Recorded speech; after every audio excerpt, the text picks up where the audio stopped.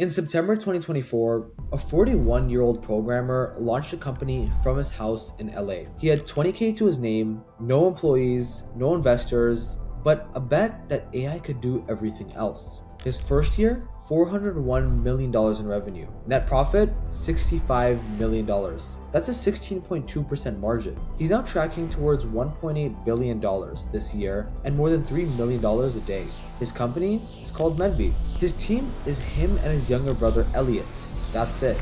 Welcome back to the GenZEO Playbook podcast, where we turn founders' journeys into frameworks that you can actually use and steal to build your own company. I'm Elliot, and today we're breaking down how Matthew Gallagher built what might be the fastest growing company in history.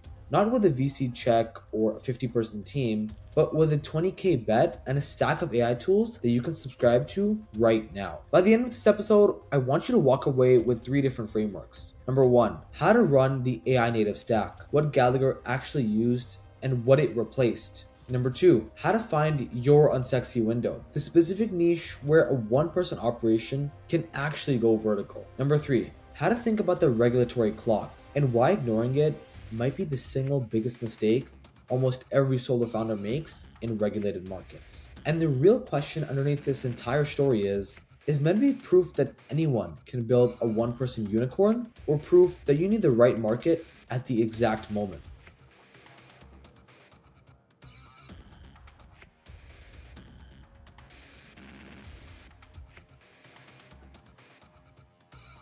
The AI native stack. Steal this.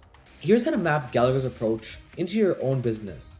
Step 1, audit your functions list. Write out every function your business needs: code, design, copy, analytics, ads, customer service, all of it. Step 2, separate AI runnable from human only. For each function, I want you to ask yourself honestly, can an AI tool do 80% of this job right now? If yes, it is an AI runnable function. If the answer involves licensed professional, legal liability, or regulatory compliance, it becomes a human-only function. And step 3, partner out the human layer only. Don't try to hire your way through the regulated parts early. Find the infrastructure partners who already own that layer, because your job is the brand, the customer relationship, and the growth engine. This stack isn't to replace everything with AI, it's run everything AI can run, but then be honest about the rest. The unsexy window. Why this worked here. Gallagher didn't just build a great AI-powered company, he built it in a specific window, in a specific niche, one that was temporarily wide open.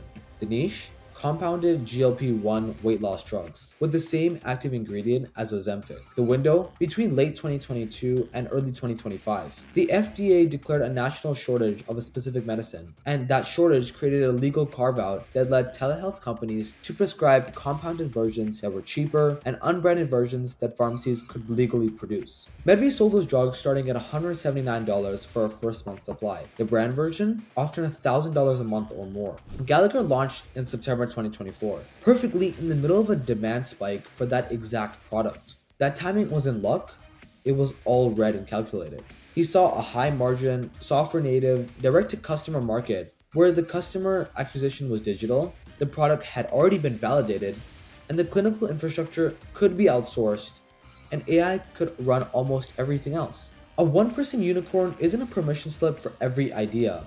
It's what's possible in the right market, and that's the honest version of the story. The unsexy window. Steal this. Not every market has a wide open window, but here's a way to find yours. Step 1. Find the high margin software native pocket. Look for markets where the product is mostly information or access, not a physical good or labor. Telehealth, SaaS, financial tools, digital education. High margin means you don't need to scale to be profitable. Step 2. Look for the legal or structural gap. Medvi's window was the FDA shortage declaration. So what's the equivalent in your space? A new API that didn't exist 12 months ago, a regulation that just changed, a platform that just opened distribution to independent operators? That gap becomes your starting line. Step 3. Check the customer support load. One thing that kills solo companies is the customer service volume. Before you can enter a market, honestly assess, is this product simple enough that an AI tool can handle 80% of the support tickets? If the answer is no, you'll need to hire before you're ready. Medvi's product was straightforward enough. Order, prescribe, ship. So the AI handled the bulk of it. Gallagher's framework had all three, but most ideas don't. That framework isn't pessimistic, it's a filter. So if your idea passes, run it. And lastly, the regulatory clock. What the headlines don't tell you. Alright, so here's where I want to be direct with you. Because every piece of coverage on Medvi leads with the heading and buries the caveat. By September 2025, the National Consumers League had named Medvi in an FTC investigation request, citing misleading language like trusted by experts and doctor approved on the site. In Feb 2026, the FDA issued Medvi a formal warning letter for misleading product claims. In March 2026, around 3 months ago, a class action lawsuit was filed in California, alleged affiliate spam. And so Gallagher knows all this, so he's already pivoted. Men's Health launched in Feb 2026 and signed 50K customers in the first month. Meal delivery in March, women's health, hair growth, and skincare are next. He's not sitting still, but the point still stands. The window that made Medvi possible at that scale is closing, maybe faster than the growth chart suggests. But this is not a reason to avoid regulated markets. It's a reason to build with the regulatory clock in mind from day one. A company that ignores regulatory risks isn't bold, it's just running without looking at the road. The regulatory clock framework. Steal this. Here's how to build in a regulated market without getting blindsided. Step 1. Set a 12-month regulatory calendar. When you launch, identify every regulation, policy, or legal status that your business depends on. And remember to set calendar reminders to review each one quarterly. Regulatory landscapes move slowly, but when they move fast. Step 2. Build your pivot before you need it. Gallagher started expanding into men's health long before the GLP-1 window fully closed. That's not reactive, that's reading the environment. So ask yourself, if the core mechanism of my business became illegal or overregulated tomorrow, what's the next product that uses the same infrastructure and customer base as the one I'm currently working on? And step 3, clean your marketing language now. Phrases like trusted by experts, doctor approved, or clinically proven are regulatory lightning rods for any health adjacent business. So is fastest growing, best in class, or guaranteed results in most others. Get a legal read on your copy early, not when the FTC letter arrives. Building in a regulated market is the real edge. The compliance overhead scares most founders away, which is why the margin stays high, but you also have to play the game carefully. So here are 3 moves to steal from Matthew's startup. Let's put these frameworks into 3 concrete moves that you can apply in less than 3 weeks. Move 1. Run the AI stack audit. You don't need to be building a telehealth company to use this, but the framework still stands. So this week, I want you to write out every function your business needs, or will need, and then honestly split it into 2 columns. What AI can run now, and what requires a human or even a licensed partner. Ask yourself, firstly, where am I hiring or planning to hire for work that AI could handle 80% or more quality today? Move 2, find your window.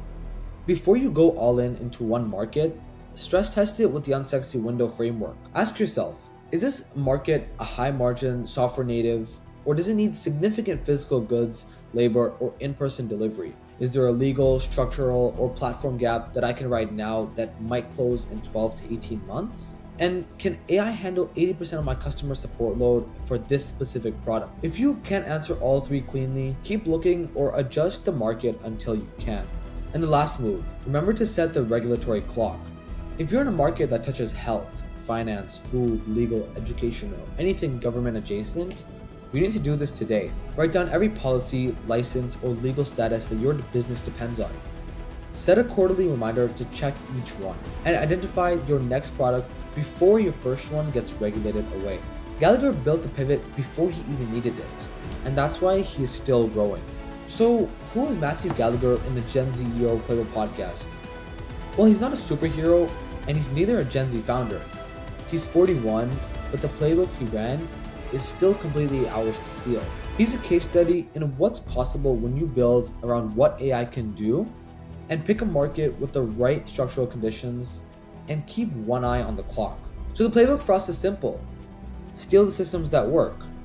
AI native stack, the unsexy window filter, the regulatory clock. Question the unicorn myth. A $400 million year one isn't replicable in every market, but it's replicable in markets that look like Medvi's. Your job is to find yours and build companies your future self isn't ashamed of. Medvi has an FDA warning letter as an active lawsuit, but the numbers are still real, but so are the consequences and the risks.